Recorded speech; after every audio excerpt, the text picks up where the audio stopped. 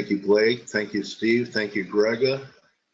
And now we're waiting for you, Barack, to hear your voice and your charts. Beautiful. Look at all those channels there. You hear me, Dale? I can, Barack. Great to meet you. Great to meet you too. Thanks for having me. Oh, you're very welcome. You know what I say about trend lines? I don't.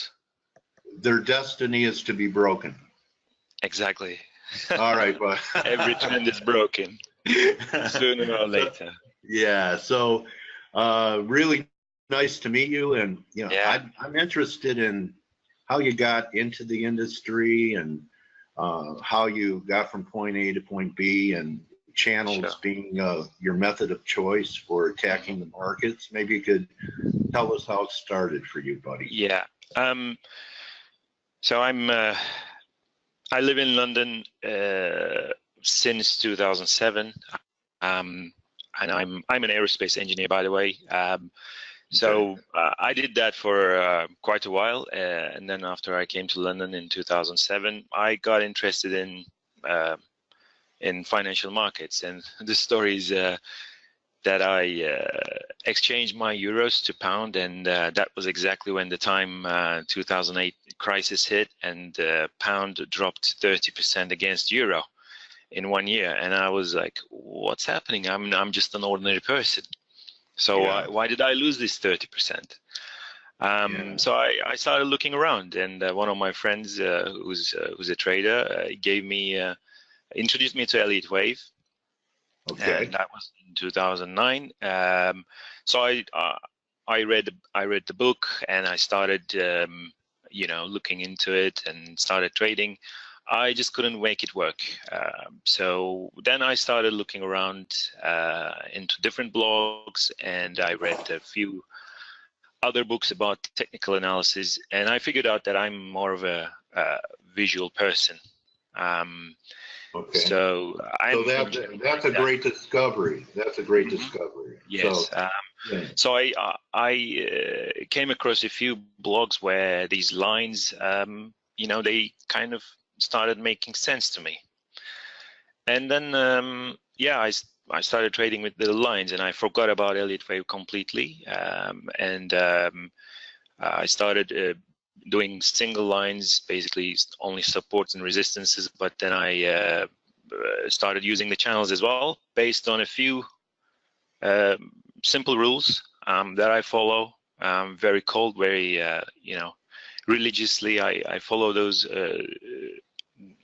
these rules, and they're not basically rocket science, but it's just I have to keep things simple. As you can see, I don't use any sort of indicators or moving averages, etc. And I just do it. I don't really try to anticipate where any market will go. Okay, you wait for confirmation. Yes. With tests of channel lines or breakouts or failures, and how many years did it take you to gravitate towards this? Because I've interviewed Schwager, author of Market Wizards, and I asked him once, I said, Jack, what's the most important advice you could give a trader? And he said, to find a trading style that fits or suits their personality. So how many years of the random walk was it before you found this type of work? I think about 2.5 years. Okay. And I blew up 2 accounts. Okay. During that time. Who hasn't? Okay. And then I started in 2013. I think in March. I started free blogging on Blogspot. That was tradingchannels.blogspot.com, and I started putting out the charts, and some people liked it because it looks quite simple, and it gives clear signals, and also, I think more importantly, has a good risk control. How about this? Did you find that by blogging and showing your work, that it made you better because you were more accountable? Other people were looking at it. Oh yeah, absolutely. You were actually looking at it, so it crystallized your views. Absolutely. Going out there. All right. Yeah, I even when I was doing it, free blogging, I started taking much more disciplined views, and because I was accountable, and I'm doing it for the subscription now, and I even do it even more because I don't want people to lose money because of my analysis and my trade setups. So it has been extremely positive for my trading, this sharing, and of course, as I said, I learned my method, combined and found my own rules, but the fundamentals came from other blogs. So it's basically, this is a world for sharing, and I'm sharing a lot of charts on my public profile. What blogger was most influential to you that really helped you? I mean, everyone has some kind of mentor or influence. Yeah, sure. Who was it? It is Channels and Patterns. He also started the Art of Chart. What's the guy's name? His name is Richard Chamberlain, I think. Oh, okay. And his trading and Twitter handle is Spring Hill Jack. Does he? So he knows he helped you. I think so. Yeah. I mentioned him. Yeah, you have to thank him. So I do, yeah. So I'm looking at your yen chart here now, Barak, and I'm going to make an assumption here that because you're a channel guy, and the major channels and trends have been down since the end of the month, or since 114.50, and then we had a sideways channel that happened, say October, November, and that you were probably either looking at selling a rally at a trend line touch on the downtrend, or waited for a breakdown going with the major trend that we just had maybe over the last several days. How's that for a guess? Yeah, exactly. But I'd like to make maybe a bigger picture. This blue line, which is a fantastic resistance, and that was 1470, and that's exactly where we shorted. 1470 hit, and I like the double plays. So if I get closer, so there was this resistance as well here, which was coinciding with the blue. The blue one that I just showed. Okay, so the intersection was a confluence line for you. Yeah. We shorted 14. You look for confluence lines. Yes. I mean, let's say not always, but if I see them as more higher probability trades, and they give much better risk control. Clearly, my entry was 114.70, and the stop was 114.90. So that's 20 pips risk, and I think today is already 200 pips. So I mean, it's not always this perfect, but when I catch it like this, I just milk it.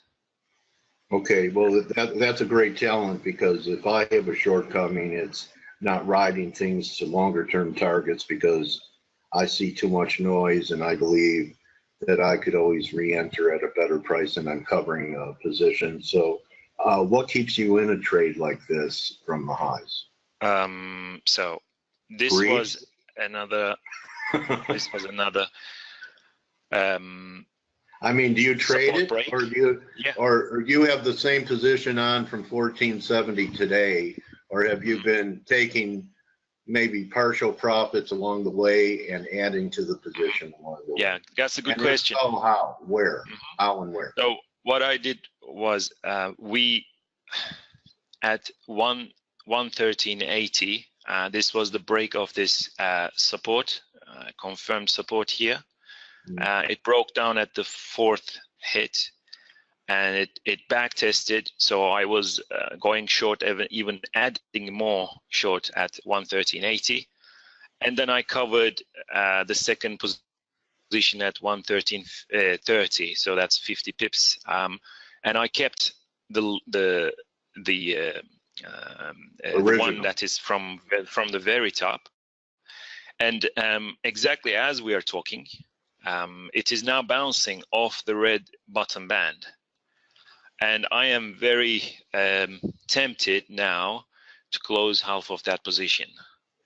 And okay. if I have these internal resistances that I always plot inside the channels, and if it moves a bit more into the channel, I may close half of it, because if this red one breaks to the upside, it is like a bull flag, and then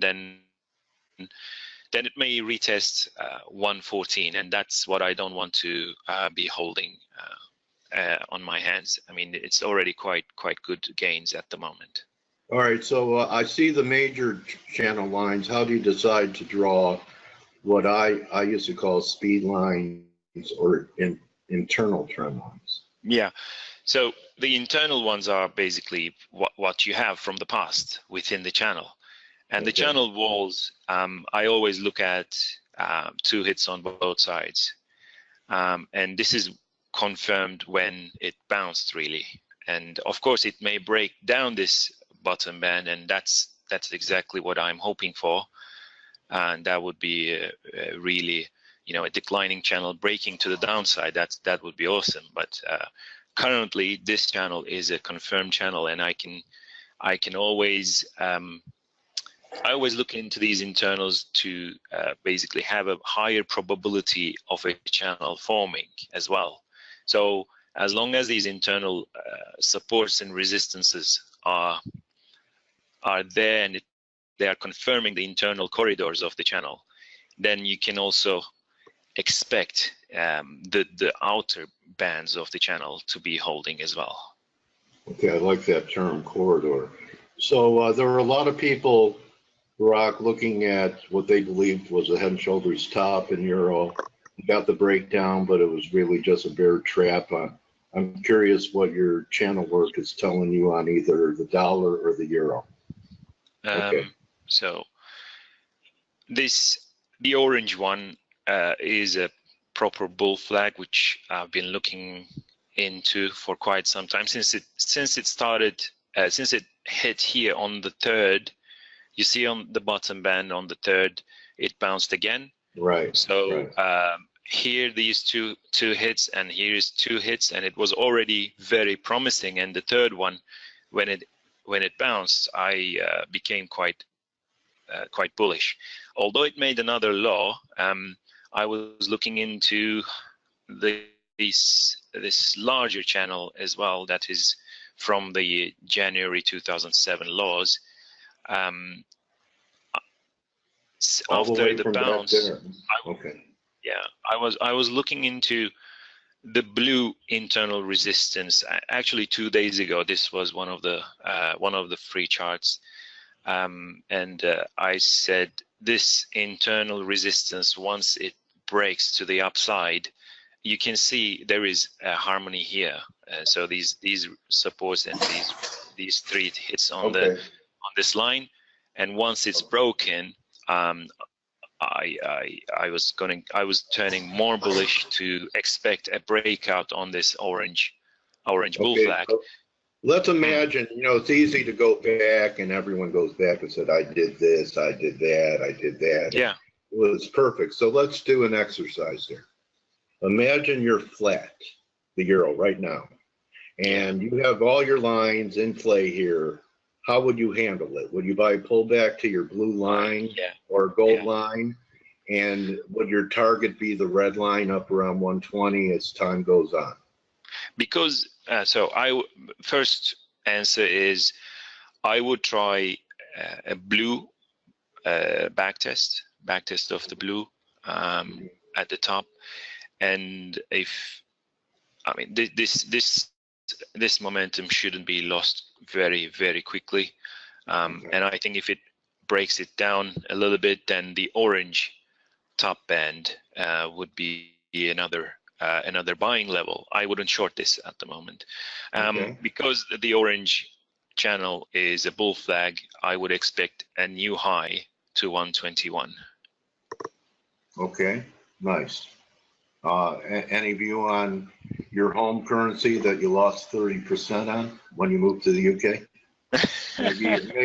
Maybe a trade to help you get that back? Yeah. So yeah, we have a beautiful channel here, the blue one, from 2016 lows, and that's it's been holding. So the bottom band has been holding. So your channel work could include horizontal channels too. It's not always like an uptrend or a downtrend. Channel work could be a trading range as well. Yes. Is that correct? Yes. As long as I said, it fits these very simple rules. Then yes, as long as they are in range bound like this, and if you can contain them within the channel walls, yeah, why not? That's definitely what I'm doing. Okay, so your flat cable right now, based upon all the lines that you have drawn on this chart, I'm flat cable, but yeah. Go ahead. I want to buy it now at the break of the green resistance. Okay, you want to buy strength. Yes, Okay. because the blue channel is holding, that's a good risk control.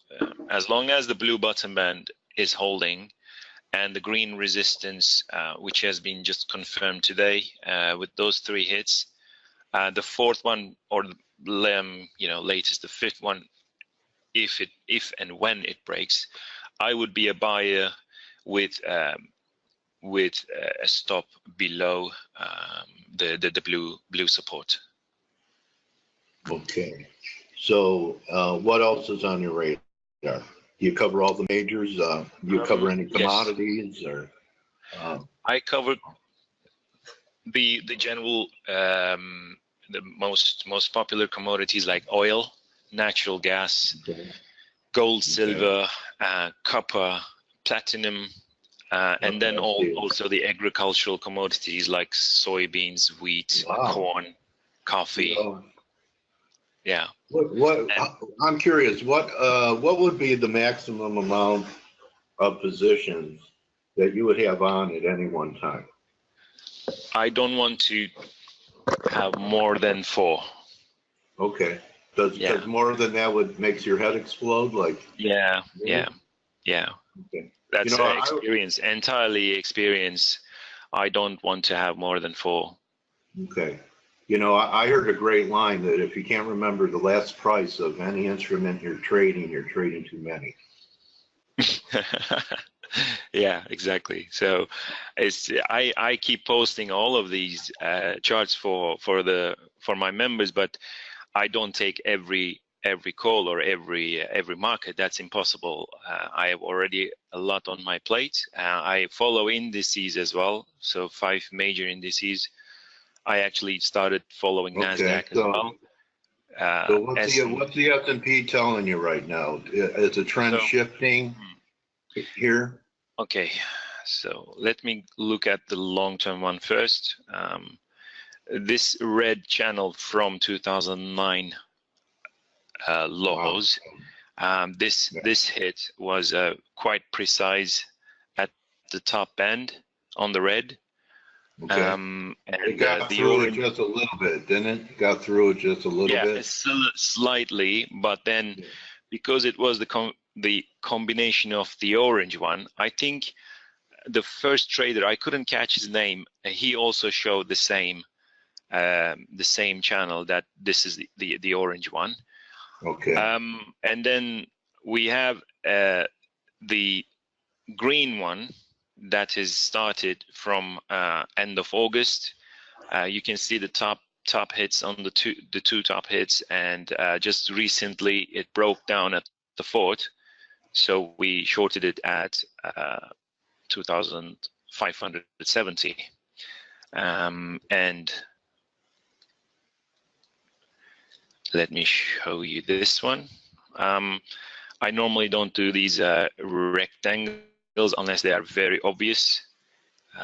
but here it is, very obvious horizontal support. So there's 1, 2, 3, 4, 5 tests already since end of October. So I think if this level, which is what is it, 2563, I think 2562. If we go below that, I think we're going down within the blue speculative channel, I would say. Okay. I have one more request from the audience. Sure. Ash would like to get your look on wheat. On wheat. On wheat. That's my. You know who my commodity trading legend is? It's Joseph was the best commodity trader because he knew when to fill up his bins for a famine. So, so what's it look like to you here, buddy? I mean, wheat has been quite troublesome for me, I must admit. And the reason was this resistance. After the break of this blue one, I thought the back test would hold and we would keep on going, but it didn't. So it completely smashed back below it. It is very tough. But the black one, which is the channel right from the 2008 high, not too bad. The internal lines are pretty. This channel almost looks like an Andrews pitchfork. You ever get the people saying, "Is that a pitchfork, Barak?" Yeah, some people mention to me that it may be similar to them, and some of them, yes, they are the Andrews pitchfork. So if you put the high here and then put one of the forks here and the other one there, it may be able to exactly follow this channel. Okay. That's correct. Okay, so you're pretty neutral. You're going to be watching the support level maybe for. I am. I'm not taking any positions here because I took a loss on this one during this massive sell-off. Yeah. Yeah.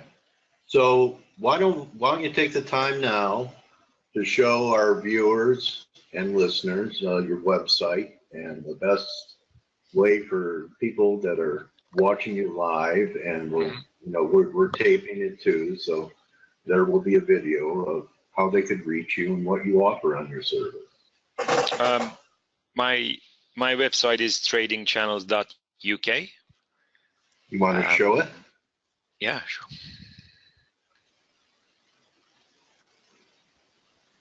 So this is how we, reciprocate for you coming here and providing some great content and edifying our community. Thanks. Thank you very much.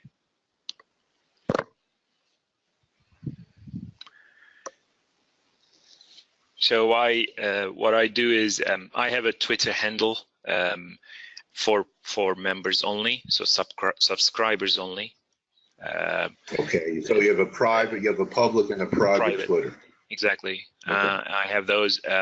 I have that one, and I also have the daily charts every evening, close of the day. I publish about 13, 14 charts, and during the day I give chart updates and trade setups during the day. And I also I have long-term charts here on indices, forex, commodities, and the agricultural ones. So yeah, it's well said. Yeah, thank you. All right. Well, thank you so much for being with us today, Barak. It's really a pleasure to meet you. Mm-hmm. And I'll continue to tweet your stuff, and mm-hmm. feel free to post in my stream. And thank you very much. I like your work, and I'd like to be able to call you from this day forward my trading warrior brother. You accept it? Thank you very much. Thanks for having me, Dale. All right, Barak, it's a pleasure, and may pips rain down on you throughout the rest of the year and into 2018, buddy. Thank you. Bye-bye. Bye-bye, Barak. Okay, that's it, Face. What a great day. Huh? Tell me it wasn't a great day. And you know, if it's free, it's me. So if you want to say thank you for all the great content that we provide, sign up. At least take the 10-day trial. Go check Rock's stuff out too. It looks to be real clean looking channel work. And I'll see everyone for Thankful Thursday. And we're thankful every day, not just on Thursday, that we even have excess capital to take risk with.